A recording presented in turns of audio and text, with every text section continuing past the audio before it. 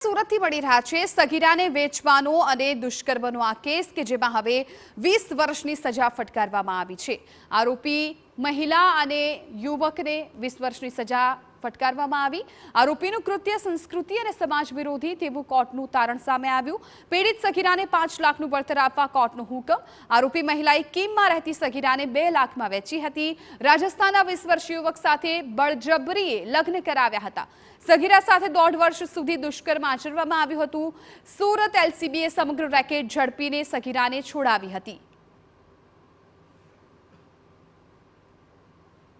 तपास करता ए हकीकत जाणवा मळेल के छोकरीનું अपहरण થયેલ છે અને પડોશમાં રહેતા હંસાબેન પરમાર નામના આરોપીએ કે જેમણે પીડિતાના માતા પાસેથી 20,000 ઉછીના લીધા હતા એમને પૈસા પાછા અપાવવા માટે એમને વડોદરા ખાતે છોકરીને લઈ જઈ અને વડોદરાથી સિદ્ધપુર પાટણ લઈ ગયા અને ત્યાં આ આરોપી ખીમસિંહ રાઠોડને રૂપિયા 2 લાખમાં વેચી દીધેલી।